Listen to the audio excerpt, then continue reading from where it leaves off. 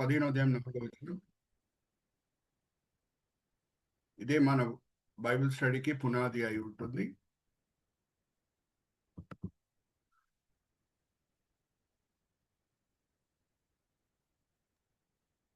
ఈ సంగతులు దృష్టాంతరములుగా వారికి సంభవించి యుగాంతమందున మనకు బుద్ధి కలుగుటైగా వ్రాయబడెను.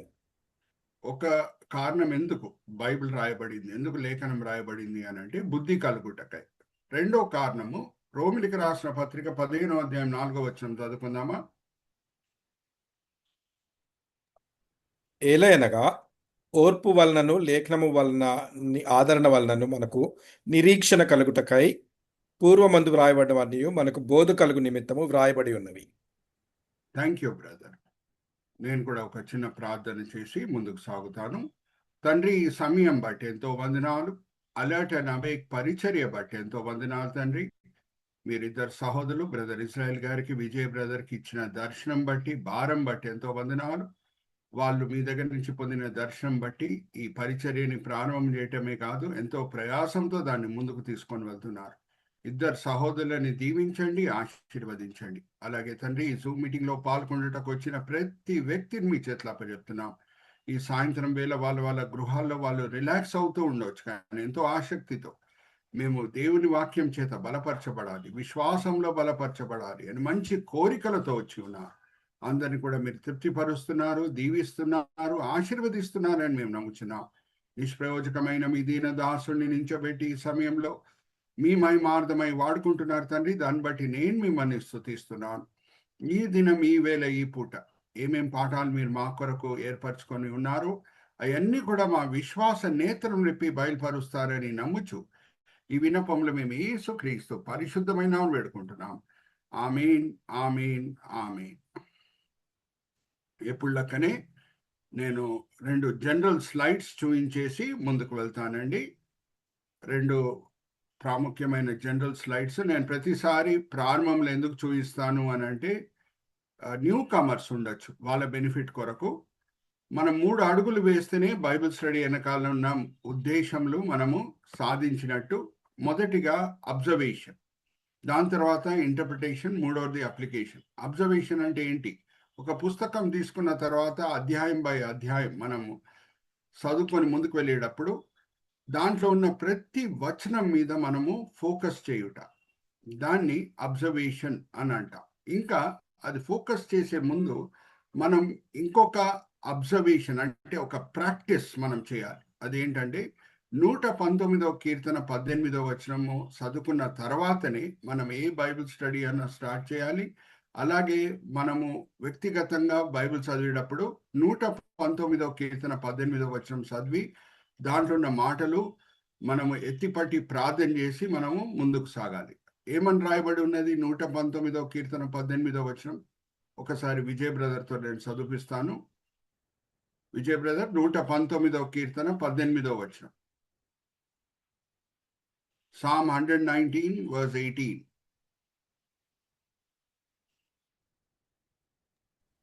నేను నీ ధర్మశాస్త్రమునందు ఆశ్చర్యమైన సంగతులను చూచినట్లు నా కన్నులు తెరువుము. ఆశ్చర్యమైన సంగతులు నేను చూచినట్లు నా కన్నులు తెరువుము. అబ్జర్వేషన్ అంటే చూడటమే కాదు, ఇంకొక ప్రాక్టీస్ ఒకటి చేయుట. అదేంటంటే, ప్రభువా నేను ఇప్పుడు బైబిల్ చదువుతున్నాను, నేను ఆశ్చర్యమైన సంగతి చూచినట్లు నా కన్నులు తెరువు. ఇప్పటి వరకు నేను అదే వాక్య భాగం ఎన్నోసార్లు చదివి ఉండొచ్చు, కానీ బహుశా నేను కొన్ని విషయాలు అర్థం చేసుకోకుండా ఉండొచ్చు. ఏ కోణం నుంచి నేను చూసుండాలో ఆ కోణం నుంచి చూడకుండా ఉండొచ్చు. ఇప్పుడు నా కన్నులు తెరువుము అని ప్రార్థన చేస్తే ఖచ్చితంగా దేవుడు మన ప్రార్థనలని అంగీకరించి ఆశ్చర్యమైన సంగతులు, అప్పటి వరకు మనం చూడని విషయాలు కూడా చూచేటట్టు ఆయన కృప చూపిస్తాడు. Interpretation, second step. Brother, you can point a cursor. వాక్యంలో ఉన్న ఆ అధ్యాయం, ఆ వచనంలో ఉన్న అర్థం ఏంటో మనము అర్థం చేసుకుంటుట. మూడవది అప్లికేషన్, నేర్చుకున్న పాఠాలని క్రైస్తవ జీవితంలో అమలు పరచుట. జస్ట్ వినే వాళ్ళగానే మనం ఉండడానికి వీల్లేదు. మనం ఏం నేర్చుకుంటున్నామో బైబిల్ స్టడీ చేత దాన్ని అమలు పరచుటయే అప్లికేషన్. ఈ 3 అడుగులు వేస్తేనే బైబిల్ స్టడీ వెనకాలన్న గురిలని మనము సాధించినట్టు. Observation, interpretation and application. Next స్లైడ్కి మనం వెళ్దాం brother. We take a 360-degree perspective. అంటే జస్ట్ ఒక వాక్య భాగంని చూసి ఇదే దేవుని సంకల్పం అని అనుకోవడానికి వీల్లేదు. దాంతో కనెక్టెడ్ అయి ఉన్న వేరే బైబిల్ పోర్షన్స్ని కూడా మనం తీసుకొని మనము దేవుని సంకల్పం ఏంటో ఆ అంశం గురించి మనము పరిపూర్ణంగా అర్థం చేసుకోవాలి. ఇప్పుడు ఉదాహరణకు నేను చెప్తున్నా, 23వ అధ్యాయము ద్వితోపదేశ కాండంలో ఏమని రాయబడి ఉన్నదంటే, నపుంసకులు ఆలయం లోపల వచ్చుటకు వీల్లేదు, అలాగే మోయాబీలు ఆలయం లోపల వచ్చుటకు వీల్లేదు అని ద్వితోపదేశ కాండం 23వ అధ్యాయం 1వ వచనంలో ఉంటుంది. నేను మిమ్మల్ని ఒక ప్రశ్న అడుగుతాను. లేఖనంలో వేరే భాగాల్లో మనం గమనిస్తే ఆసక్తితో యెహోవా దేవుణ్ణి ఎతికిన మోయాబు దేశం నుంచి వచ్చిన ఒక స్త్రీ, అలాగే ఇథోపియా దేశం నుంచి వచ్చిన నపుంసకుడు, వాళ్ళని దేవుడు అంగీకరించాడా లేదా? Yes or no? చెప్పండి, అన్మ్యూట్ చేసుకోండి. ఎస్. సో మోయాబీలు ఆలయం లోపల రాకూడదు, ఇంకా వాళ్ళు శపించబడిపోయారు అని చెప్పడానికి వీల్లేదు. నపుంసకులు అందరూ కూడా శపించబడిపోయారు అని చెప్పుటకు వీల్లేదు. 360-degree పర్స్పెక్టివ్ అంటే ఆ అంశంతో కూడిన వేరే వాక్య భాగంలో ఏమున్నాయి బైబిల్లో, అది కూడా మనము కన్సిడర్ చేస్తేనే, దాని మీద కూడా మన కనుదృష్టి ఉంచితేనే బైబిల్ స్టడీ కంప్లీట్ అవుతుంది. అప్పుడే మనము దేవుని సంకల్పం ఏంటో ఆ అంశం గురించి పరిపూర్ణంగా మనము అర్థం చేసుకోగలుగుతాం. Okay, so that is called taking a 360-degree perspective. ఈరోజు ఉదాహరణకు నేను చెప్తున్నా, 48వ అధ్యాయంకి మనం రాబోతున్నాము. నేను అమోరీల దగ్గర తీసుకున్న ఒక భూమిని యోసేపు నీకు నేను ఇస్తున్నాను అని అంటాడు. ఎవరు? యాకోబు. అది ఎలాగ వర్తిస్తుంది? ఆ భూమి యోసేపుకి ఎలాగ ఇవ్వగలుగుతాడు? ఇంకా వాళ్ళు వాగ్దాన దేశంని స్వాధీనపరచుకోలేదు ఇజ్రాయేలీలు, ఇంకా ఐగుప్తే విడిచిపెట్టలేదు, వాగ్దాన దేశం ఇంకా వాళ్ళు స్వాధీనపరచుకోలేదు. మరి దాని అర్థం ఏంటి? నేను అమోరీల దగ్గర తీసుకున్న ఒక భూమి నేను మీకు యోసేపు నేను నీకు ఇస్తాను. అప్పుడు మరి మనము దాంతో కనెక్టెడ్ బైబిల్ పోర్షన్స్ ఏమున్నాయి అది మనం చూస్తేనే మనకి అర్థమవుతుంది. Okay, so that is called taking a 360-degree perspective. ఇప్పుడు మనం 48వ అధ్యాయంకి మనం వెళ్దాము. బ్రదర్ మనకి అవుట్లైన్ చూపిస్తారు. నేను వాడే రైమింగ్ వర్డ్స్ ఈరోజు information reaction 1, information reaction 2, recollection, adoption oblique clarification, inundation 1 of love, inundation 2 of gratitude, veneration, tradition oblique selection 1, objection, మరి ట్రెడిషన్ ఆబ్లిక్ సెలెక్షన్ 2, దాని తర్వాత ప్రొగ్నాస్టికేషన్. ఇవన్నీ కూడా మనము ధ్యానించబోతున్నాము. నేను ఎందుకు రైమింగ్ వర్డ్స్ వాడతాను అనేక సార్లు నేను పంచుకున్నాను, మరి గుర్తు చేస్తున్నాను. ఎందుకు మనము ఉపదేశించేటప్పుడు క్రియేటివ్గా ఉండాలి. ఇప్పుడు ప్రసంగి అనే ఒక పుస్తకమే ఉంది, ఆ పుస్తకం పేరే ప్రసంగి. ప్రసంగి ఎలాగా ప్రసంగించేవాడంట. విజయ్ బ్రదర్ సహాయంతో నేను ఈ వాక్య భాగం చదివిస్తున్నాను. 12వ అధ్యాయం 10వ వచనం చదవండి బ్రదర్. ప్రసంగి 12:10. ఎలాగా ప్రసంగించేవాడు, ఇది మనం అందరం కూడా నేర్చుకోవాలి. ఎందుకంటే మన బైబిల్ స్టడీ గ్రూప్లోనే కొంచెమంది ఉన్నారు, రాబోయే దినంలో దేవుడు వాళ్ళని ఉపదేశకులుగా వాడుకోబోతున్నారు. హల్లెలూయా, ప్రైజ్ ద లార్డ్. సో 12:10. ప్రసంగి ఇంపైన మాటలు చెప్పుటకును పూనికెనను. ఇంపైన మాటలతో ప్రసంగించాను. హిబ్రీ భాషల్లో ఏముంటుందంటే షెఫెట్ అంటే వర్డ్స్ ఆఫ్ డిలైట్. ఇప్పుడు మామూలుగా కూడా ప్రసంగించవచ్చు. ఎందుకు మనము క్రియేటివిటీ వాడతాం? ఇంపైన మాటలు ఎందుకు వాడతాం? ఇప్పుడు నేను ఉదాహరణకి ఒక సందర్భం తీసుకొని వస్తున్నాను. మన ఫ్రెండే అనుకుందాం, ఆయన బర్త్డే సెలబ్రేట్ చేస్తున్నాడు, షష్ఠి పూర్తి 60 years ఆయన బర్త్డే సెలబ్రేట్ చేస్తున్నారు. అయితే మనం వెళ్ళి బర్త్డే దినంన గిఫ్ట్ ఇవ్వాలని కోరుకుంటున్నాం. ఒక మంచి గిఫ్ట్ అనుకుందాం, ఒక 10,000 రూపాయలు ఇద్దాము అని అనుకుంటాం. ఇప్పుడు నేను మిమ్మల్ని అడుగుతున్నా ఒక ప్రశ్న, ఆ 10,000 రూపాయలు చేతిలో పెట్టవచ్చు, ఆర్ మంచి ఒక గిఫ్ట్ కవర్లో పెట్టి ఇవ్వచ్చు. ఏది మన ఫ్రెండ్కి ఎక్కువగా నచ్చుతుంది చెప్పండి? 10,000 రూపాయలు జస్ట్ చేతిలో పెట్టటమా, లేకపోతే గిఫ్ట్ కవర్లో పెట్టి ఇవ్వటమా? గిఫ్ట్ కవర్లో పెట్టి ఇవ్వండి. గిఫ్ట్ కవర్లో పెట్టిస్తే that is called proper presentation. అలాగే లేఖనం ఉపదేశించే విషయంలో కూడా మన ప్రజెంటేషన్ ఎలాగుంది. ప్రసంగి ఏం చేసేవాడంట, ఎలాగ ప్రజెంటేషన్ చేసేవాడంట, ఎలాగ ప్రసంగించేవాడంట, ఇంపైన మాటలతో. అందుకే నేను ఎప్పుడు రైమింగ్ వర్డ్స్ వాడతాను ఆర్ అలిట్రేషన్ వాడతాను. అలిట్రేషన్ అంటే సేమ్ ఆల్ఫబెట్తో ప్రారంభమయ్యే వర్డ్స్ని మనము అలిట్రేషన్ అని అంటాం. ఇప్పుడు మనము అడుగు బై అడుగు, మెట్టు బై మెట్టు వెళ్దాము. ఇన్ఫర్మేషన్ అంటే మీకు తెలుసు, రియాక్షన్ అంటే మీకు తెలుసు. మొదటిగా యోసేపుకి ఇన్ఫర్మేషన్ వస్తుంది. ఏమనంటే నాన్నగారి ఆరోగ్యము చాలా క్షీణించిపోతుంది అని ఇన్ఫర్మేషన్ వస్తుంది. అప్పుడు యోసేపు ఎలాగా రియాక్ట్ అయ్యాడో మనం చూద్దాం. దాని తర్వాత అక్కడ నాన్నగారి దగ్గర వెళ్ళినప్పుడు యోసేపు, నాన్నగారికి ఇన్ఫర్మేషన్ వచ్చింది. ఆయన సరిగా చూడలేడు, కళ్ళు కూడా సరిగా కనిపిస్తలేదు. ఆయనకి ఆ ఇన్ఫర్మేషన్ వచ్చినప్పుడు ఆయన ఎలాగా రియాక్ట్ అయ్యాడో మనం చూద్దాం. Okay, so over to brother Vijay. Please read versus 1 and 2 brother. Information వస్తుందా యోసేపుకి నాన్నగారు ఆరోగ్యం క్షీణించిపోతుందని? ఈ సంగతులైన తరువాత, ఇదిగో నీ తండ్రి కాయలాగా ఉన్నాడని ఒకడు యోసేపుతో చెప్పాను. అప్పుడతడు మనష్షే, ఎఫ్రాయిములు అను తన 2 కుమారులను వెంటబెట్టుకొని పోగా, ఇదిగో ఇన్ఫర్మేషన్ వచ్చింది. ఈయన రియాక్షన్ ఏంటి? ఒకడే వెళ్తున్నాడా లేకపోతే 2 కుమారులను తీసుకొని వెళ్తున్నాడా? 2 కుమారులను తీసుకొని వెళ్తున్నాడు. ఎందుకు? వాళ్ళు కూడా తాతగారి చేత దీవింపబడాలి అని. తాతగారి చేత దీవింపబడాలి. మా యాకోబు, ఇసాకు చాలా యవన కాలంలో ఉన్నప్పుడు దీవించబడా లేకపోతే వృద్ధాపంలో దీవించబడా యాకోబు ఇసాక్ చేత? అడుగుతున్నా మిమ్మల్ని, అన్మ్యూట్ చేసుకొని చెప్పండి. యాకోబు ఇసాకు వాళ్ళ నాన్నగారి చేత దీవించబడాడు. అప్పుడు నాన్నగారి కళ్ళు సరిగా కనిపిస్తున్నాయా, సరిగా కనిపించట్లేదా?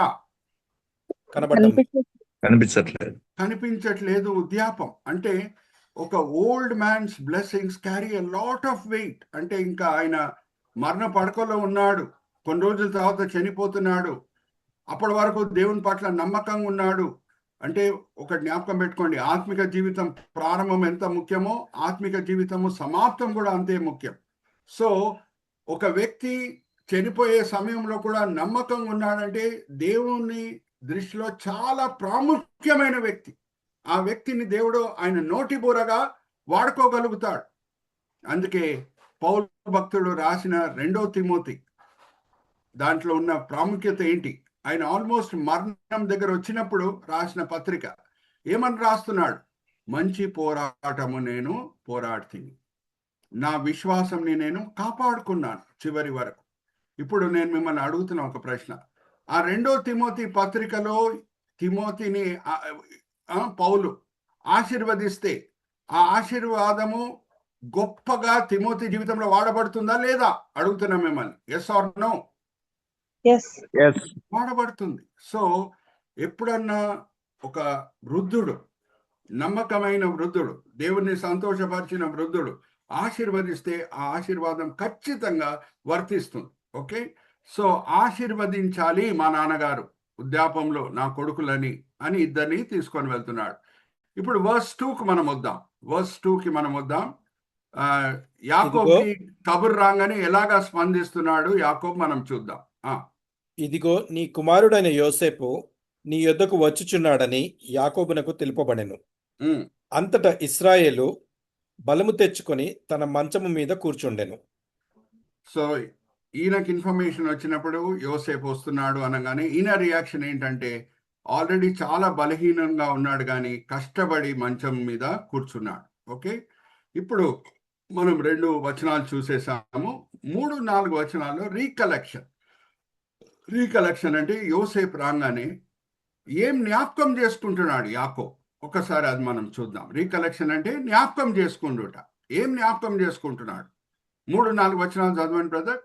యోసేపును చూచి, కనాను దేశమందలి లూజులో సర్వశక్తి గల దేవుడు నాకు కనబడి నన్ను ఆశీర్వదించి, ఇదిగో నీకు సంతానాభివృద్ధి పొందించి నిన్ను విస్తరింపచేసి నీవు జనముల సమూహమునట్లు చేసి నీ తరువాత నీ సంతానమునకు ఈ దేశమును నిత్య స్వాస్థ్యముగా ఇచ్చేదనని సెలవిచ్చాను.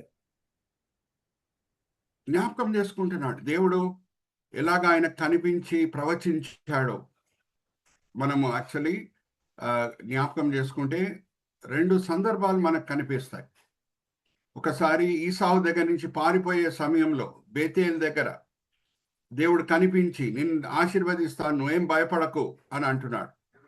రెండోసారి ఆయన ఐగుప్తు కానాన్ దేశం విడిచిపెట్టి ఐగుప్తు వైపు వస్తుండగా మరి దేవుడు కనిపించి యోసేపుని బలపరుస్తున్నాడు, ఆత్మికంగా మానసికంగా. నువ్వు వెళ్తున్నావు ఐగుప్తుకి, నేను నీతో పాటు ఉంటాను, నిన్ను ఆశీర్వదిస్తాను, నీ సంతానం అక్కడ విస్తరిస్తుంది అని చెప్తున్నాడు. ఇప్పుడు మనం నేర్చుకునే పాఠం ఏంటి దీంట్లో? 2 సందర్భాల్లో దేవుడు కనిపించాడు. ఇక్కడ యాకోబు అయితే నాకు ఇక్కడ కనిపించాడు, ఇలాగ ఆశీర్వదించాడని దేవుడు నన్ను ఇలాగ ఆశీర్వదించాడని చెప్తున్నాడు. కానీ మనం 2 సందర్భాలు 360 డిగ్రీ పర్స్పెక్టివ్ తీసుకుంటున్నాం కాబట్టి వేరే సందర్భాలను కూడా మనం తీసుకుంటే దేవుని ఆశీర్వాదము ఎప్పుడు వస్తుంది ఒక క్రైస్తవుని జీవితంలో, ఒక భక్తుని జీవితంలో అనేది మనకి కనిపిస్తుంది. బేతేల్లో ఆయన యాకోబు ఉన్నప్పుడు, జాగ్రత్త వినండి, ఇది చాలా ముఖ్యమైన పాఠం, ప్రతి క్రైస్తవునికి ఇది వర్తించే పాఠం. బేతేల్లో ఉన్నప్పుడు ఈసావు దగ్గర నుంచి నా అన్నయ్య దగ్గర నుంచి పారిపోయే సమయంలో నేను మిమ్మల్ని ఒక ప్రశ్న అడుగుతున్నానండి.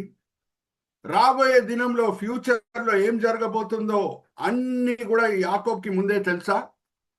ఆర్ మనసులో ఆ సందర్భంలో కొంచెం చింత, వరి కూడా ఉన్నట్ట? చింత వరి ఉన్నప్పుడు జాగ్రత్త వినండి, అన్ని కూడా ఏం జరగబోతుందో ఆయనకు తెలియదు. అన్నయ్య దగ్గర నుంచి పారిపోయి వెళ్తున్నాడు. ఆ సందర్భంలో బేతేల్ అనే ప్రాంతం దగ్గర దేవుడు కనిపించి మాట్లాడి ఆయనను మానసికంగా ఆత్మికంగా బలపరుస్తున్నారు. మరి ఈ సందర్భం మనం తీసుకుందాం.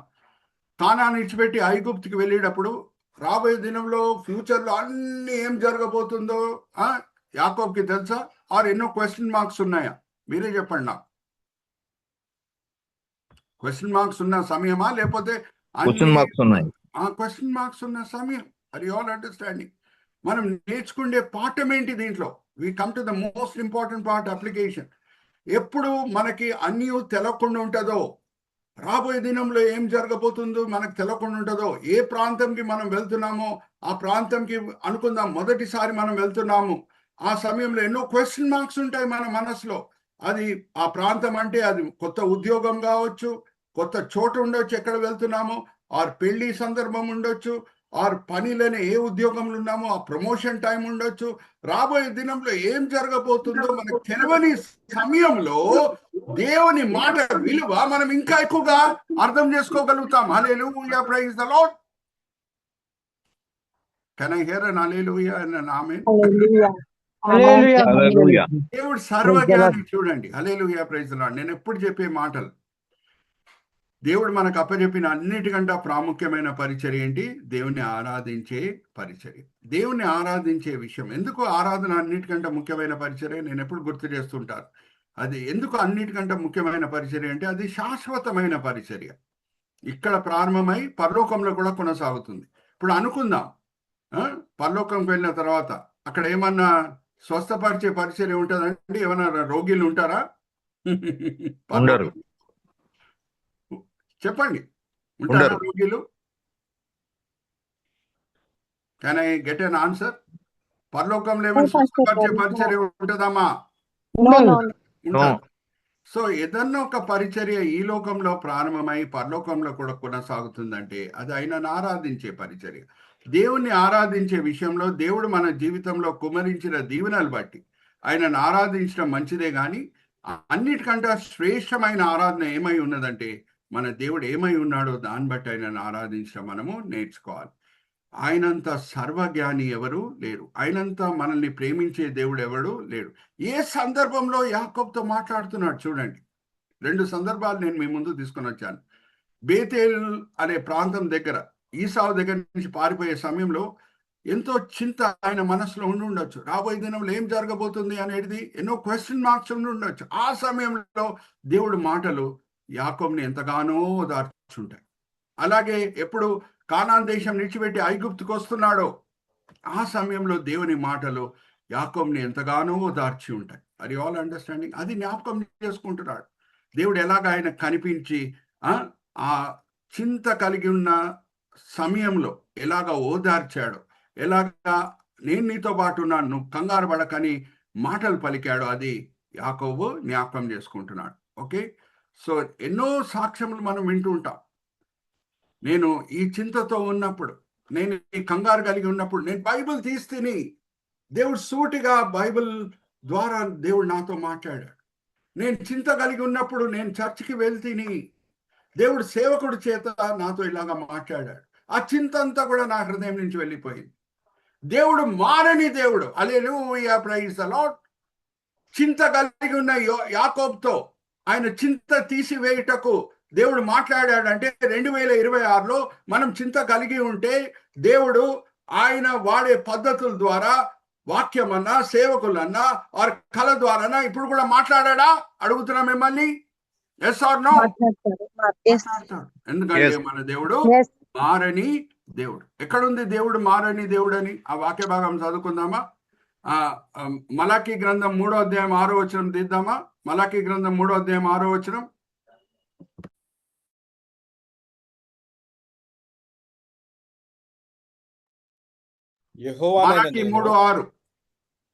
యెహోవానైన నేను మార్పు లేని వాడను.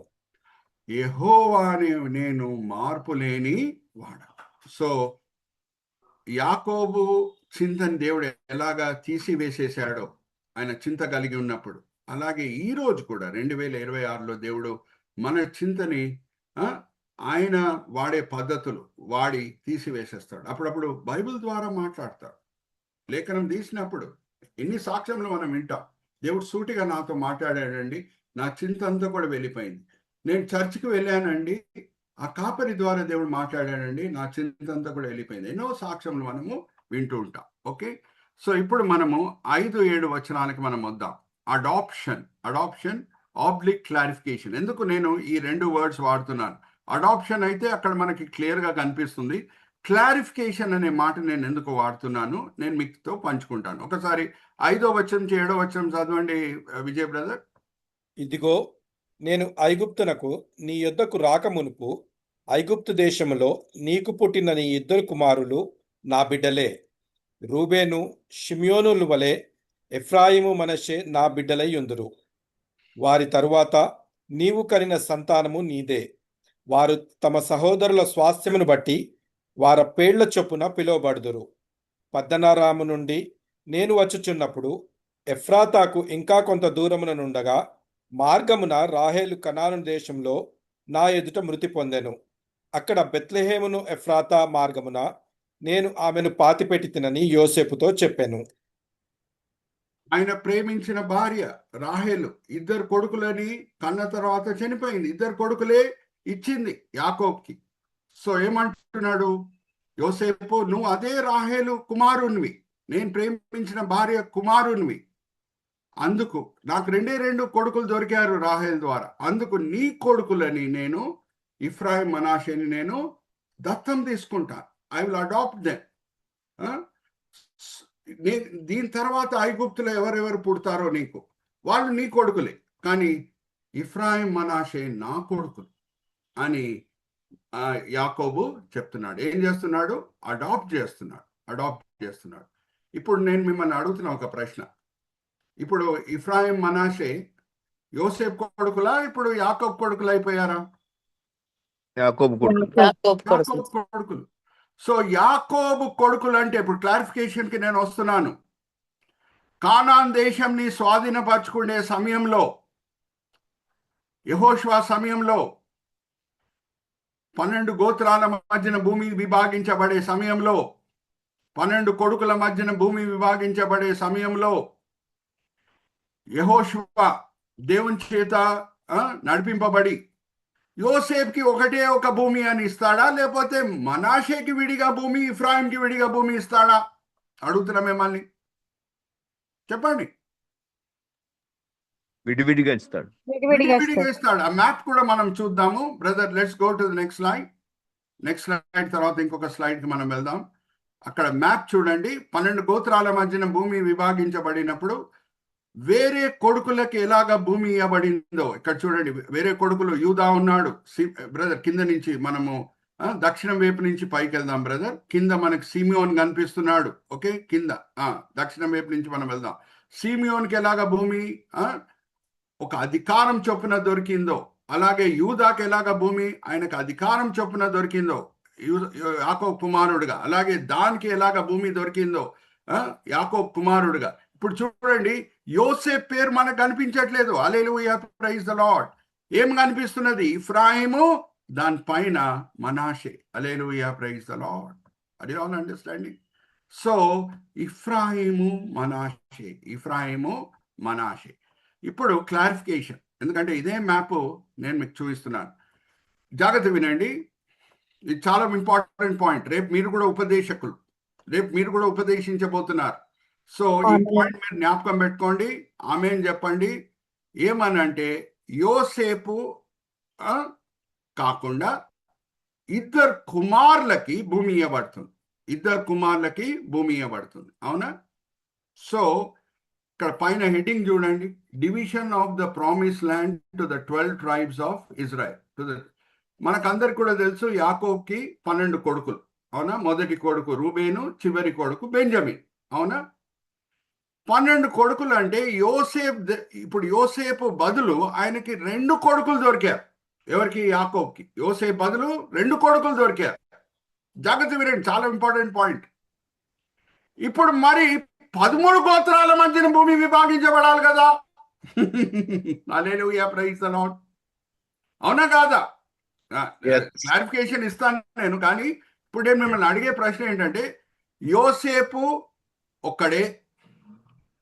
ఇప్పుడు యోసేపు పేరులో భూమి విభాగించబడట్లేదు, ఆరు ఇవ్వబడట్లేదు. ఎవరి పేర్లో ఇవ్వబడుతుందంటే ఇఫ్రాయిము, మనాషే పేర్లో ఇవ్వబడుతుంది. Are you all with me? So జాగ్రత్త వినండి, 12 గోత్రాలు కాదు, ఇప్పుడు 13 గోత్రాలు అయిపోయినాయి కదా. మరి 12 గోత్రం ఎలాగ వచ్చింది అని అంటే వినండి, యాజకులైన లెవి గోత్రంకి భూమి ఇవ్వబడలేదు. సో దేవుడు ఏమంటాడు లెవీల పట్ల? నేనే వాళ్ళ స్వాస్థ్యం, నేనే వాళ్ళ స్వాస్థ్యం. సో ఇక్కడ మిమ్మల్ని అడుగుతున్నా బ్రదర్, మనము అడుగు బై అడుగు, మెట్టు బై మెట్టు వెళ్దాము. ఇది చాలా ఇంపార్టెంట్ పాయింట్. ఎందుకంటే మరి 13 గోత్రాలు అయిపోతాయి కదా, భూమి 13 గోత్రాల మధ్యన విభాగించబడాలి కదా. ఇప్పుడు లెక్క పెట్టండి. ఓకే, కింద నుంచి మనం వెళ్దాం, దక్షిణం వైపు నుంచి మనం వెళ్దాం. సిమియోన్ బ్రదర్, స్లైడ్ మీద కర్సర్ పెట్టండి. యూదా 2 అయింది, దాను 3, ఇఫ్రాయిం 4, మనాషే 5, ఇషాకార్ 6, జెబులాన్ 7, నఫ్తాలి 8, ఆషేర్ 9. ఓకే, మరి గాద్ 10, బెంజమిన్ 11, రూబేను 12. ఇప్పుడు మిమ్మల్ని అడుగుతున్నా, లెవి పేరు ఎక్కడైనా కనిపించిందా? చెప్పండి. లేదు. సో లెవీల పట్ల దేవుడు చెప్పింది ఏంటంటే నేనే వాళ్ళ స్వాస్థ్యం. వాళ్ళు యాజకులు, వాళ్ళు ఏ వ్యాపారము చేయరు. భూమి ఉంటేనే వ్యవసాయం. భూమి లేనప్పుడు ఎవరైనా వ్యవసాయం చేయగలుగుతారమ్మా? అడుగుతున్నా మిమ్మల్ని. ఆ కాలంలో మెయిన్ ఆక్యుపేషన్ ఏంటి? మనుషులు చేసే ఆ కాలంలో వ్యాపారం, మెయిన్ వ్యాపారం ఆర్ లైవ్లీహుడ్ ఏంటి? వ్యవసాయం. ఇప్పుడు భూమి లేనిది ఎవరైనా వ్యవసాయం చేయగలుగుతాడా? Yes or no? నో, చేయలేడు. సో లెవీలు ఏ వ్యాపారం చేయకూడదు, ఏ వ్యవసాయం చేయకూడదు, ఏ ఉద్యోగం చేయకూడదు. వాళ్ళ సమయం అంతా కూడా దేవుని సన్నిధిలో సమయం గడిపి లేఖనంలో ఉన్న పాఠాలు వాళ్ళు దేవుని దగ్గర నేర్చుకొని వాళ్ళు వేరే గోత్రాలకి బోధించాలి. అందుకే వాళ్ళకి భూమి ఇవ్వబడలేదు. భూమి ఇవ్వబడితే దాని అర్థం ఏంటి? వాళ్ళు కూడా వ్యవసాయం చేసుకోవచ్చు. కానీ దేవుడు కోరుకుంటుంది ఏంటంటే వాళ్ళు ఏ వ్యాపారం చేయకూడదు, ఏ వ్యవసాయం చేయకూడదు, ఏ ఉద్యోగం చేయకూడదు. వాళ్ళ సమయం అంతా కూడా దేవుని సన్నిధిలో సమయం గడిపి వాళ్ళు దేవుని దగ్గర నుంచి పాఠాలు నేర్చుకొని ధర్మశాస్త్రం ఉన్న విధులు వేరే 12 గోత్రాలకు వాళ్ళు తెలియజేయాలి. ఎక్కడుంది ఆ మాట? ఒకసారి చూద్దామా? మలాకీ గ్రంథం 2వ అధ్యాయం 7వ వచనం చదవండి బ్రదర్, విజయ్ బ్రదర్. 2వ అధ్యాయం 7వ వచనం. మలాకీ గ్రంథం 2వ అధ్యాయం 7వ వచనం. బైబిల్స్ అండర్లైన్ చేసుకోండి. యాజకులు సైన్యములకు అధిపతి యెహోవా దూతలు గనుక జనులు వారి నోట ధర్మశాస్త్ర విధులను నేర్చుకొందురు.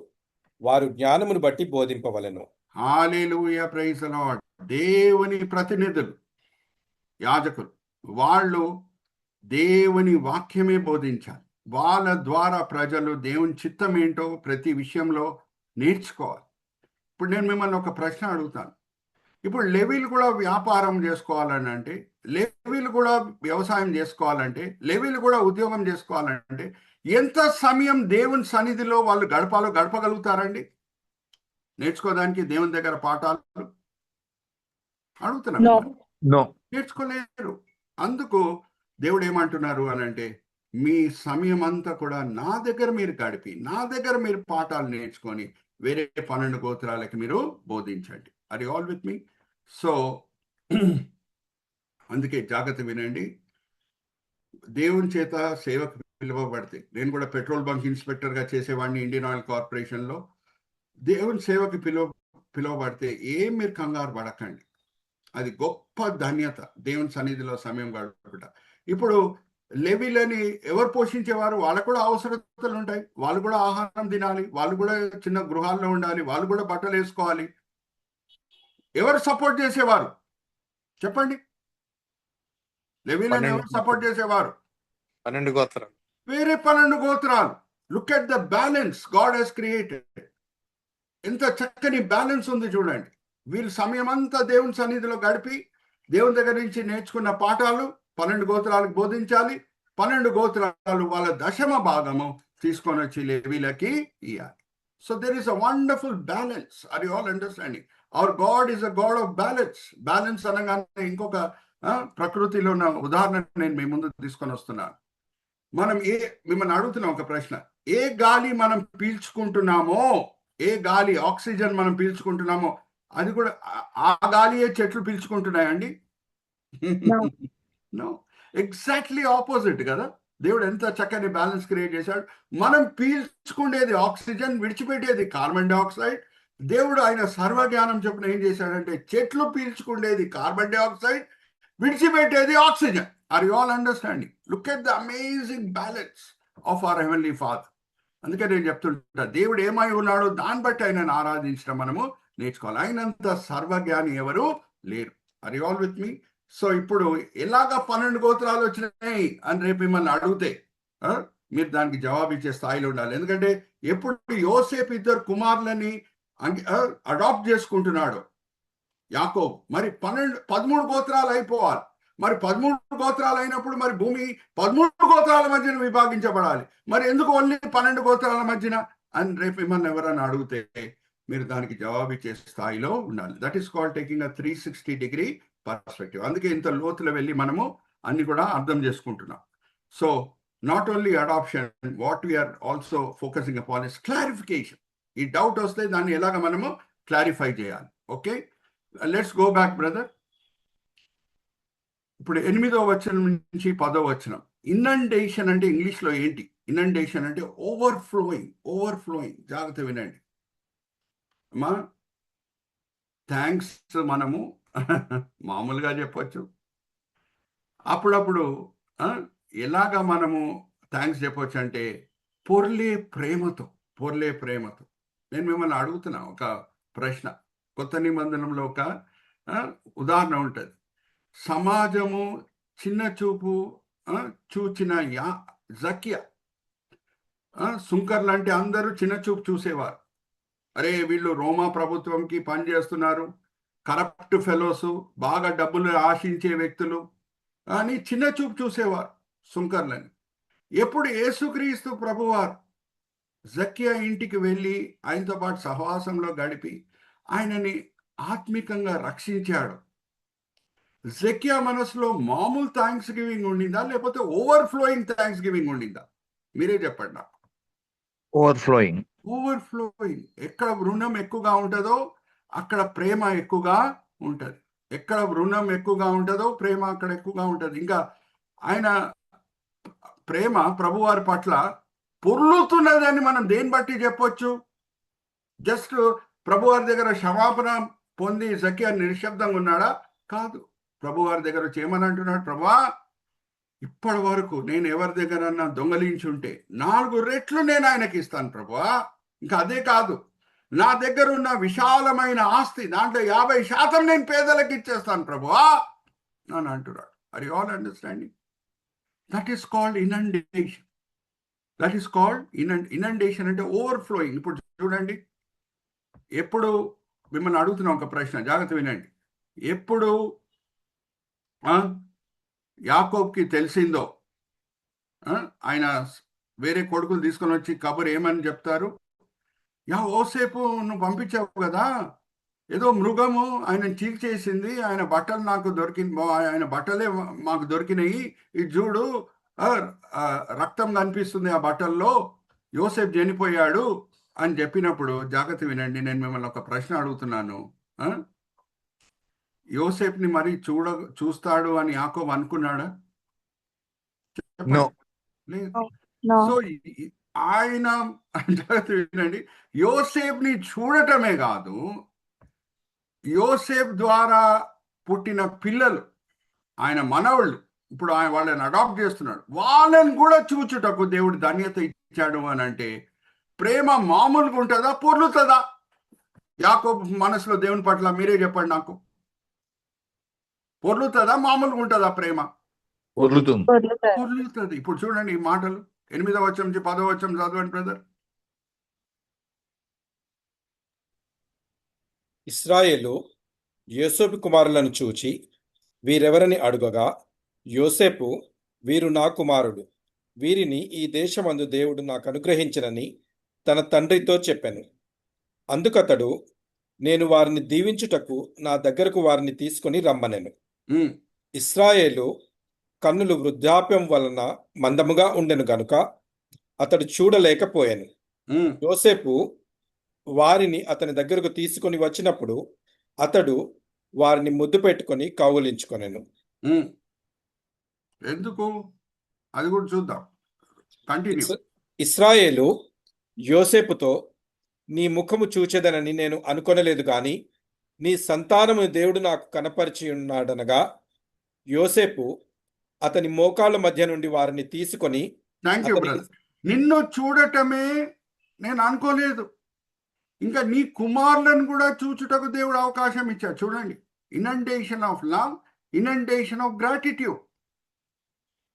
అమ్మా, ద గ్రాండ్ చిల్డ్రన్ లేఖనం ఏం చెప్తుంది? సామెతల గ్రంథం 17వ అధ్యాయం 6వ వచనం తీయండి బ్రదర్. అప్పుడప్పుడు మనకి ఇంగ్లీష్ లో కూడా బ్రదర్ 2 చూపిస్తూ ఉంటారు. వీళ్ళైతే అది కూడా చూపించండి, ఇంగ్లీష్ లో కూడా చూపించండి విజయ్ బ్రదర్. ఎందుకు అలాగా పొర్లుతున్నది ఆయన మనసులో ప్రేమ దేవుని పట్ల? ఎందుకంటే రుణం ఎక్కువగా ఉంది. ఓకే, ఆ 17వ అధ్యాయం 6వ వచనము ఇంగ్లీష్ లో కూడా మనం చూద్దాము, బ్రదర్ కూడా చదువుతారు. కుమారుల కుమారులు వృద్ధులకు కిరీటము, తండ్రులే కుమారులకు అలంకారము. చూడండి, grandchildren are like a crown to older people. Hallelujah, praise the Lord. Hallelujah చెప్పండి. ఎక్కడ ఉన్నారు? అండర్స్టాండింగ్. అరే, నేను యోసేపునే చూడనని అనుకునే సమయంలో నా కిరీటంని నేను చూస్తున్నానే అని యాకోబు పట్ల, యాకోబు హృదయంలో దేవుని పట్ల ప్రేమ పొర్లుతున్నది. మన దేవునికి ఇవ్వబడిన అనేక పేర్లు ఒక పేరు ఏంటంటే ఆశ్చర్యకరుడు. ఒక పేరేంటి? ఆశ్చర్యకరుడు.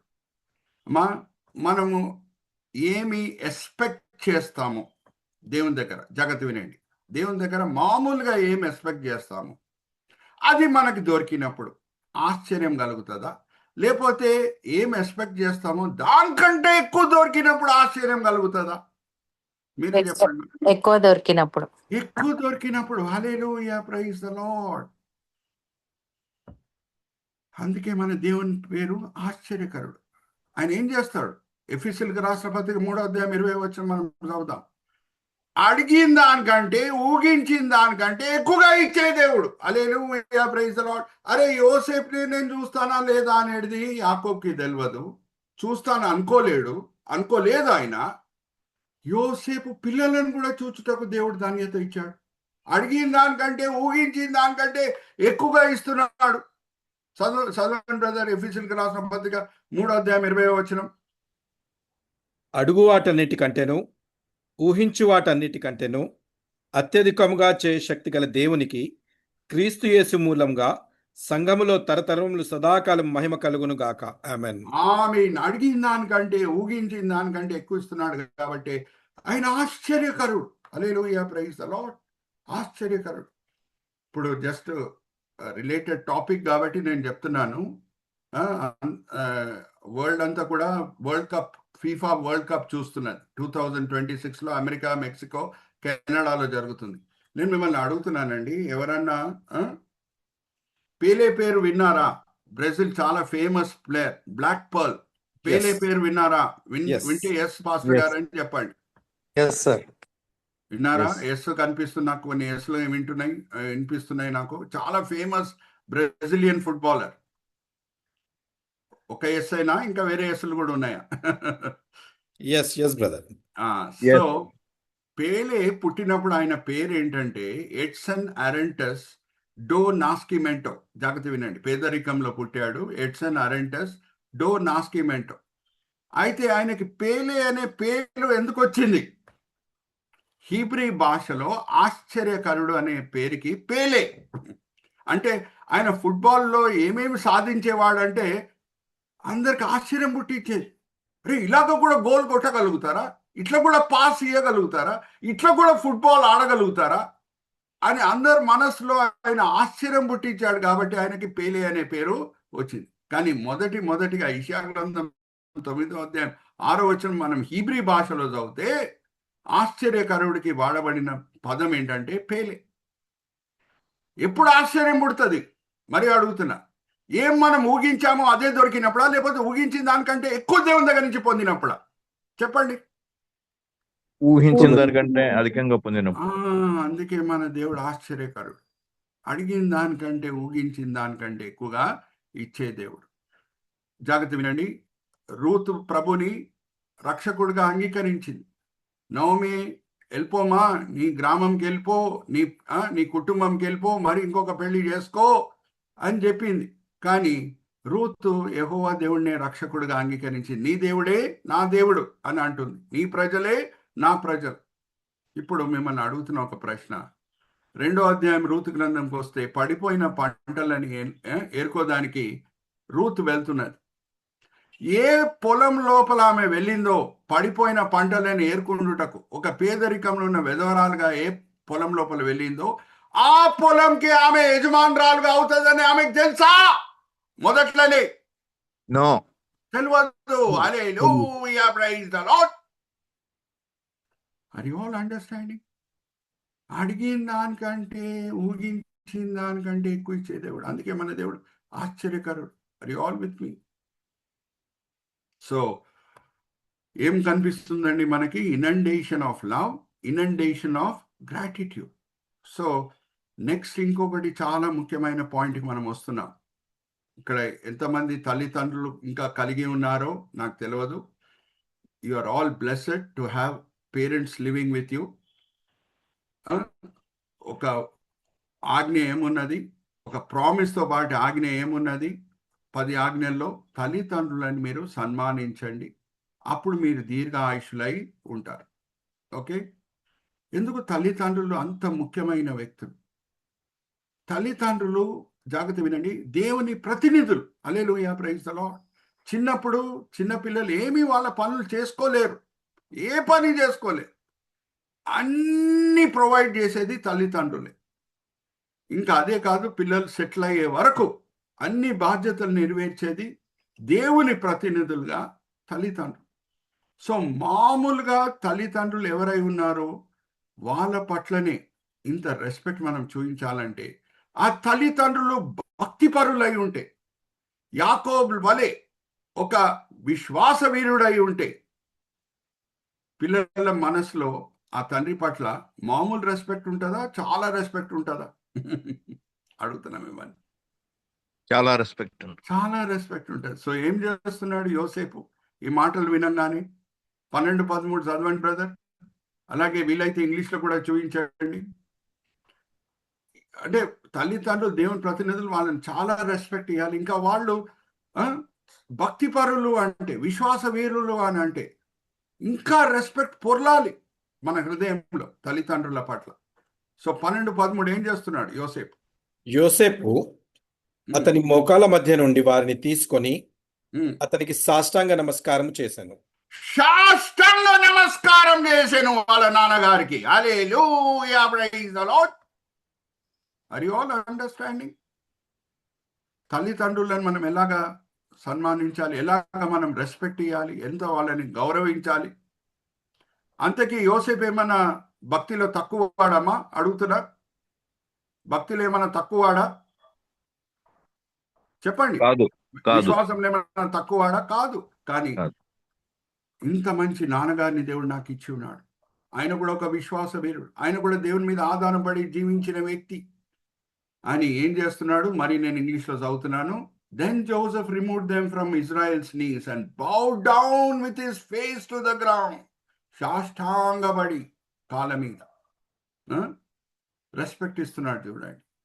ఇంకా ఆ రెస్పెక్ట్ ఎలాగా ఇంకా ముందుకు సాగుతున్నది. ఇంగ్లీష్లో చదువుతున్నాను. And Joseph took both of them, Ephraim on his right towards Israel's left hand, and Manasseh on his left towards Israel's right hand, and brought them close to him. ఆయన కొడుకులను తీసుకొని వచ్చి తాతగారు ఆశీర్వదించాలని కోరుకుంటున్నాడు. దట్ ఈస్ హౌ ఈ sowing his respect for his father. Okay, so application పార్ట్కి మనం వస్తే, బైబిల్ స్టడీ అంటే 3 అడుగులు: అబ్జర్వేషన్, ఇంటర్ప్రిటేషన్, అప్లికేషన్. అప్లికేషన్కి మనం వస్తే ఎంతగా మనం గౌరవిస్తున్నాం మన తల్లిదండ్రులని. వాళ్ళు దేవుని ప్రతినిధులు. మనం దేవుణ్ణి చూడలేదు, కానీ దేవుని ప్రతినిధులు మనం ముందు కనిపిస్తున్నారు మన తల్లిదండ్రులు. అన్ని విషయాల్లో త్యాగపూర్వకమైన అగాపే ప్రేమ చూయించి వాళ్ళు మనల్ని పెంచుతారు. మా జాగ్రత్తగా వినండి నా ప్రశ్న. అప్పుడప్పుడు ఇంట్లో ఆహారం తక్కువగా ఉంటే తల్లిదండ్రులు తినేసి పిల్లలు ఆకలితో ఉండాలని కోరుకుంటారా? లేకపోతే తల్లిదండ్రులు ఆకలిగా ఉండి పిల్లలకి ఇస్తారా ఆహారం తక్కువగా ఉంటే ఇంట్లో? చెప్పండి మీరే. ఎన్నో సందర్భాలు మనం చూస్తాం. పిల్లలకు పెడతారు. వాళ్ళ ఆకలితో ఉన్నా సరే పిల్లలు మాత్రం భోజనం చేయాలి అని కోరుకుంటారు. అటువంటి అగాపే ప్రేమ చూయించే దేవుని ప్రతినిధులు తల్లిదండ్రులు. అందుకే లేఖనం ఏం చెప్తుంది? అన్ని ఆజ్ఞలు పాటించాలి. ఈ ఆజ్ఞ ఎందుకు అతి ముఖ్యము అని అంటే, దాంతోపాటు ఒక వాగ్దానం కూడా ఉంది. మీరు తల్లిదండ్రులని గౌరవిస్తే దీర్ఘాయుషులై మీరు జీవిస్తారు. ఓకే, ఇదే మాటలు పౌలు భక్తుడు కూడా ఎఫీసీయులకు రాసిన పత్రిక 6వ అధ్యాయం 2వ వచనంలో చెప్తాడు. ఒకసారి తీయండి brother, Israel brother, you can show it in English also. That particular blessing of long life. ఎఫీసీయులకు రాసిన పత్రిక 6వ అధ్యాయము,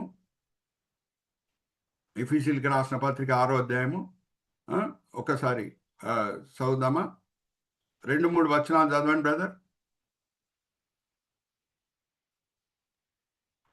నీకు మేలు కలుగునట్లు నీ తండ్రిని తల్లిని సన్మానింపుము, అప్పుడు నీవు భూమి మీద దీర్ఘాయుష్మంతుడగుదువు. ఇది వాగ్దానంతో కూడిన ఆజ్ఞలలో మొదటిది. వాగ్దానంతో కూడిన ఆజ్ఞ, వాగ్దానంతో కూడిన ఆజ్ఞ. సో యోసేపు సాగిలపడి నాన్నగారి పాదం దగ్గర పడుతున్నాడు. ఇంకా రెస్పెక్ట్ చూపిస్తున్నాడు. కొడుకులను తీసుకొని వచ్చి నాన్నగారి ముందు నించోబెడుతున్నాడు. ఇప్పుడు మనం చూద్దాం నెక్స్ట్ ఏంటో. Go back to the outline brother, go back to the outline. అవుట్లైన్కి మనం వెళ్దాం. Vijay brother, outline. ఇప్పుడు tradition oblique selection 1, tradition oblique selection 1. Brother cursor పెట్టి చూపించండి. Tradition oblique selection 1. Vijay brother cursor పెట్టి చూపిస్తున్నారు చూడండి. లేఖనం అంతా కూడా, చరిత్ర అంతా కూడా మనం చూస్తే ఒక విషయం మనకు తెలుస్తున్నది. ట్రెడిషన్ ఏ విషయంలో? ట్రెడిషన్ అంటే సెలక్షన్ విషయంలో. ఏంటి సెలక్షన్ విషయంలో? మిమ్మల్ని అడుగుతున్నా ఒక ప్రశ్న. దేవుని దృష్టిలో మొదటిగా పుట్టిన కేన్ ఎక్కువగా ఆశీర్వదించబడా? ఏబేల్ ఎక్కువగా దేవుణ్ణి సంతోషపరిచాడా? కేనా ఏబేల్? హేబేల్. మరి ఇష్మాయిలు ఈసాకు విషయంకి మనం వస్తే ఎక్కువగా దేవుణ్ణి సంతోషపరిచింది ఎవరు? మొదట్లో పుట్టిన ఇష్మాయిలా లేకపోతే తర్వాత పుట్టిన ఈసాకా? ఇస్సాకు. Very good, praise the Lord, right answer. మరి ఈసాకు కొడుకులు ఇద్దరిని మనం తీసుకుంటే ఈసావు, యాకో, ఎవరు దేవుని చేత ఎంపికబడారు? ఎవరు దేవుని చేత ఎక్కువగా ఆశీర్వదించబడారు? ఈసావా, యాకోబా? యాకోబు. మరి అదే ట్రెడిషన్ సెలక్షన్ మనకి ఇక్కడ కనిపిస్తున్నది. ఏంటి మనం ఒకసారి చూద్దాం. 14 నుంచి 16 చదవండి బ్రదర్. అలాగే ఈ స్లైడ్ కూడా చూపించండి. యాకోబు చేతులు ఎలాగున్నాయో మనం చూద్దాం. యాకోబు రైట్ సైడ్ మనాషేని తీసుకొని వచ్చాడు, లెఫ్ట్ సైడ్ ఇఫ్రాయింని నించోబెట్టాడు. కానీ యాకోబు చేతులు ఎలాగున్నాయి చూడండి, క్రిస్ క్రాస్ అయి ఉన్నాయి. చేతులు ఎలాగున్నాయి? క్రిస్ క్రాస్ అయి ఉన్నాయి. ఓకే, ఇప్పుడు చదవండి బ్రదర్ ఆ వాక్య భాగం. మనష్షే పెద్దవాడైనందున ఇశ్రాయేలు తన చేతులను యుక్తిగా చాచి చిన్నవాడైన ఎఫ్రాయిము తల మీద తన కుడి చేతిని, మనష్షే తల మీద తన ఎడమ చేతిని ఉంచెను. అతడు యోసేపును దీవించి, నా పితరులైన అబ్రాహాము, ఇస్సాకులు ఎవని ఎదుట నడుచుచుండిరో ఆ దేవుడు నేను పుట్టినది మొదలుకొని నేటి వరకును ఎవడు నన్ను పోషించెనో ఆ దేవుడు, అనగా సమస్తమైన కీడులలో నుండి నన్ను తప్పించిన దూత ఈ పిల్లలను ఆశీర్వదించునుగాక. నా పేరును, అబ్రాహాము, ఇస్సాకులను, నా పితరుల పేరును వారికి పెట్టబడునుగాక. భూమి అందు వారు బహుగా విస్తరించుదురుగాక అని చెప్పాను. Thank you. ఇప్పుడు యోసేపు కదా అర్థం అవ్వట్లేదు, నాన్నగారు ఇట్లా చేయబెట్టి ఆశీర్వదిస్తున్నారు. అందుకు ఆయనకి ఒక అబ్జెక్షన్, ఇమోషనల్ అబ్జెక్షన్ కలుగుతున్నది. Go back to the outline brother. యోసేపులో వచ్చిన అభ్యంతరం ఏంటి మానసికంగా? 17 నుంచి 18 చదవండి బ్రదర్. 17 నుంచి 18 ఏం చేస్తున్నాడు యోసేపు? ఎఫ్రాయిము తల మీద తన తండ్రి కుడి చేయ పెట్టుట చూచినప్పుడు అది అతనికి ఇష్టము కాకపోయాను. ఇష్టం కాకపోయింది, ఎందుకంటే ఆయనకు వెంటనే అర్థం అవ్వట్లేదు. జ్యేష్ఠ కుమారుడు మనాషే కదా, మరి ఎందుకు కుడి చేయి ఇఫ్రాయిం మీద ఉంది అనేది అర్థం అవ్వట్లేదు యోసేపుకి. చదవండి. కనుక అతడు మనష్షే తల మీద పెట్టించవలనని తన తండ్రి చెయ్యి ఎఫ్రాయిము తల మీద నుండి ఎత్తి, నా తండ్రి, అట్లు కాదు, ఇతడే పెద్దవాడు, నీ కుడి చెయ్యి ఇతని తల మీద పెట్టుమని చెప్పాను. అయినను అప్పుడు యాకోబు ఇచ్చిన జవాబు ఏంటి? 19వ వచనం నుంచి 20వ వచనం. ట్రెడిషన్ సెలక్షన్ ఒక జ్ఞాపకం పెట్టుకోండి. ఇంకా మనం చాలా లోతులో వెళ్దాం. We are taking 360 degree perspective. Okay, ఎక్కడెక్కడ మనకు కనిపిస్తుంది చిన్నవాడు మొదటి వాడు కంట ఎక్కువగా ఆశీర్వదించబడింది. ఆల్రెడీ కేయిన్ ఏబెల్ మనం చూసాం. దాని తర్వాత ఏం చూసాం మనము? ఇష్మాయిల్, ఇసాకు మనం చూసాం. యాకోబు, ఈసావు మనము చూసాం. ఇక్కడ ఇఫ్రాయిం, మనాషే మనకి కనిపిస్తున్నారు. మరి లేఖనంలో మరి ఇంకొక చోటలో కూడా God preferred the younger lot అనేది చూద్దామా? కానీ ఇప్పుడు 19:20 చదువుదామా? 19:20. అయినను అతని తండ్రి ఒప్పక, అది నాకు తెలియను, నా కుమారుడా, అది నాకు తెలియను. ఇతడును ఒక జనసమూహమై గొప్పవాడగును గాని ఇతని తమ్ముడు ఇతని కంటే గొప్పవాడగును. అతని సంతానము జనముల సమూహమగునని చెప్పాను. ఆ దినమందు అతడు వారిని దీవించి, ఎఫ్రాయిము వలెను మనష్షే వలెను దేవుడు నిన్ను చేయునుగాకని ఇశ్రాయేలీలు నీ పేరు చెప్పి దీవించెదరనెను.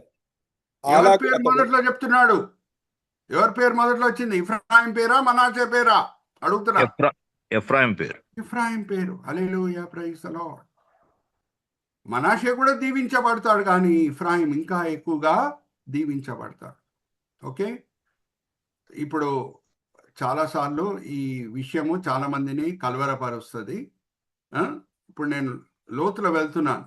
ఓకే, మత్తయి సువార్త 21వ అధ్యాయం 1-5 వచనాలు చదవండి బ్రదర్. ఈ వాక్య భాగం మనం అనేక సార్లు మట్టలాదివారం దినం చదువుతాం, కానీ లోతులో మనం వెళ్ళాం. చాలా విషయాలు ఉన్నాయి. మత్తయి సువార్త 21వ అధ్యాయం 1-5 వచనాలు అనేక సార్లు ఆ మటలాదివారం దినం చదవటం మన అలవాటే, కానీ కొన్ని విషయాలు కొన్ని కోణాల నుంచి మనము చూడం.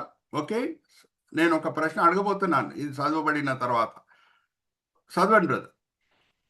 తరువాత యెరూషలేమునకు సమీపించి ఒలీవ చెట్ల కొండ దగ్గర ఉన్న బెత్పేగేకు వచ్చినప్పుడు యేసు తన శిష్యులలో ఇద్దరిని చూచి, మీ ఎదుటనున్న గ్రామమునకు వెళ్ళుడి.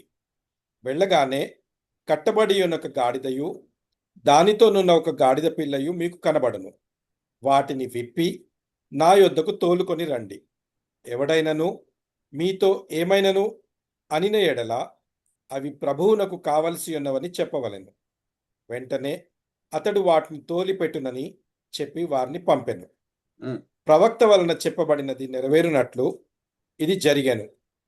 అదేమనగా, ఇదిగో నీ రాజు సాత్వికుడై గాడిదను భారావాహక పశువు పిల్ల అయిన చిన్న గాడిదను ఎక్కి నీ యొద్దకు వచ్చుచున్నాడని సియోను కుమారితో చెప్పుడు అనునది.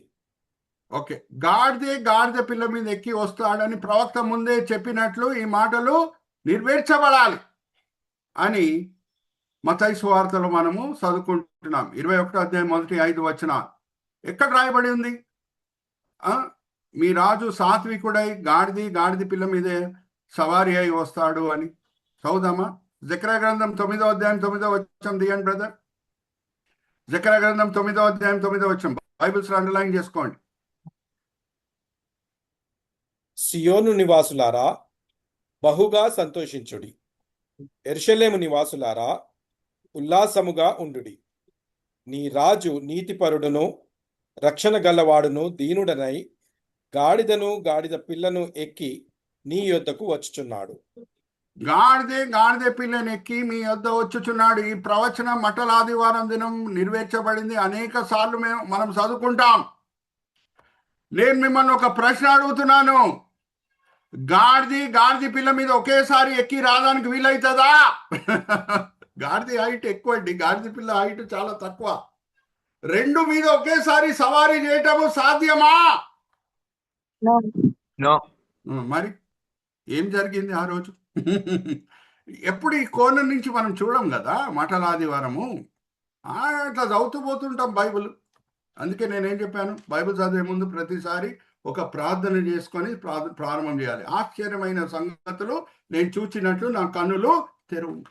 ఎట్లా వీలవుతుందండి? పెద్ద గాడిద, తల్లి గాడిద, చిన్న గాడిద మీద ఒకేసారి సవారీ చేయటము. రెండు హైట్లు వేరే వేరేగా ఉంటాయి కదా. అయితే ఏం జరిగింది ఆ దినము? తల్లి గాడిద మీద బెత్ఫేజ్ నుంచి, ఎక్కడ ప్రభువారు బెతని నుంచి యెరూషలేం వచ్చేటప్పుడు దారిలో ఒక గ్రామం ఉంది బెత్ఫేజ్. అక్కడి నుంచి బెత్ఫేజ్ నుంచి యెరూషలేం ద్వారం వరకు తల్లి గాడిద మీద ప్రభువారు సవారీ చేసి వచ్చాను.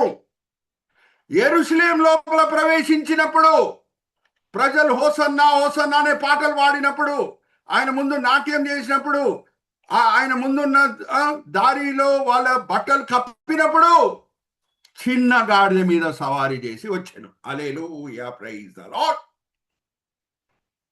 మీకు ఇప్పుడు ఈ పెద్ద డౌట్ పజిల్ క్లారిఫై అయితే హల్లెలూయా చెప్పండి, ఆమేన్ చెప్పండి, ఎట్టి చెప్పండి. హల్లెలూయా. ఎందుకంటే ఇప్పటి వరకు ఈ డౌట్ ఎవరు క్లారిఫై చేసి ఉండరు. పెద్ద గాడిద మీద ప్రభువారు సవారీ చేశాను. ఎక్కడి నుంచి ఎక్కడి వరకు? బెత్ఫేజ్ నుంచి యెరూషలేం ద్వారం, తూర్పు ద్వారం వరకే. కానీ తూర్పు ద్వారం నుంచి ప్రవేశించినప్పుడు యెరూషలేం లోపల చిన్న గాడిద ఎక్కి ఆయన ప్రవేశించాడు. ఇప్పుడు మరి మిమ్మల్ని ఒక ప్రశ్న అడుగుతున్నా.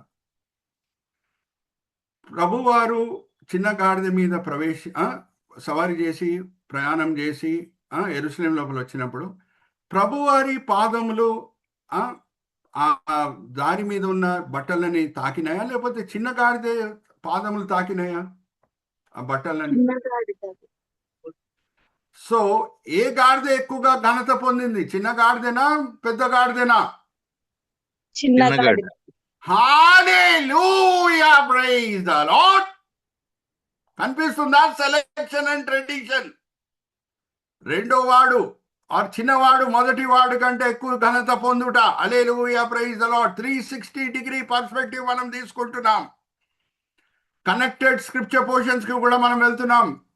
ఏబేల్ కేన్ దగ్గరే ఆగిపోలేదు, అది ఇస్మాయిల్ ఇసాక్ దగ్గరే అది ఆగిపోలేదు, ఈసావు యాకోబ్ దగ్గరే ఈ ట్రెడిషన్ సెలక్షన్ ఆగిపోలేదు. మట్టల ఆదివారం దినం కూడా అదే మనకు అనిపిస్తున్నది. చిన్న గాడిదే పెద్ద గాడిదే కంటే ఎక్కువ ఘనత పొందుతున్నది. హల్లెలూయా, ప్రైజ్ ది లార్డ్. ఇప్పుడు అన్నిటికంటే ముఖ్యమైన పాయింట్కి నేను వస్తున్నాను. పాత నిబంధనలో దేవుడు ఎన్నుకున్న ప్రజల పేరు యూదులు. కొత్త నిబంధనలో దేవుడు ఎన్నుకున్న ప్రజల పేరు క్రైస్తవులు. Hallelujah, praise the lord. హల్లెలూయా. యూదులు దేవుని కొరకు చేసిన గొప్ప కార్యం ఏంటంటే ఆయన కొరకు ఆలయం కట్టారు, అది గొప్ప కార్యమే. కొత్త నిబంధనలో మనమే దేవుని ఆలయమై ఉన్నాం. Hallelujah, praise the Lord. ఎవరు ఎక్కువ ఘనత పొందుతున్నారు, క్రైస్తవుల యూదులా? క్రైస్తవులు. Hallelujah, praise the Lord. Can I hear a greater hallelujah? Hallelujah. Hallelujah. Understanding. అరే యూదులు హల్లెలూయా. గొప్ప కార్యం, దాన్ని మనము గొప్ప కార్యం కాదని చెప్పడానికి వీల్లేదు. దేవుని కొరకు గొప్ప ఆలయం కట్టారు. కానీ మన ధన్యత ఏంటి? రెండో వాళ్ళం మనము, చిన్న సహోదరులం. యూదులకి కంపేర్ చేస్తే మొదటిగా దేవునికి అనుకున్నది వాళ్ళు, దాని తర్వాత మనం కనుక్కున్నాం. కానీ మన ధన్యత ఎంత గొప్పది, వాళ్ళ ధన్యత కంటే గొప్పది. మనం దేవుని ఆలయంగా పిలువబడుతున్నాం. దేవుని ఆత్మ మనలో నివసిస్తున్నది. Are you all understanding? మా బైబిల్ స్టడీ అంటే మనం చాలా లోతులో వెళ్ళాలి. బోన్ మ్యారోని తినాలి. చాలా మంది బోన్స్ ని ఇట్లా పారేస్తారు, కానీ యాక్చువల్ ఎనర్జీ, మంచి ఫుడ్ అంతా కూడా బోన్ మ్యారో సకింగ్ లో ఉంటుంది. Are you all understand? So this is called taking a 360-degree perspective. Are you all with me? So మనము ఇక్కడ ముగిస్తున్నాము, ఎందుకంటే నేను ఇంకొక లాస్ట్ టాపిక్ తీసుకుంటే మరి ఒక 15-20 నిమిషాలు అయిపోతుంది. వచ్చే వారం మనం చూద్దాము చివరి వచనం. Brother Vijay, let's go to that outline. Prognostication అనే అవుట్లైన్ మనము వచ్చే వారం చూద్దాము. బ్రదర్ కర్జర్ పెట్టి చూపించండి ప్రోగ్నాస్టికేషన్. యా, అది మనం అది స్టార్ట్ చేస్తే మరి ఇంకా 15 నిమిషాలు అవుతుంది. అందుకు మరి టైం క్రాస్ అయిపోతుంది. అందుకు నేను వచ్చే వారం దాంతో కూడిన అన్ని మర్మాలు మీతో పంచుకుంటాను. కానీ నేను ముగిస్తున్నాను.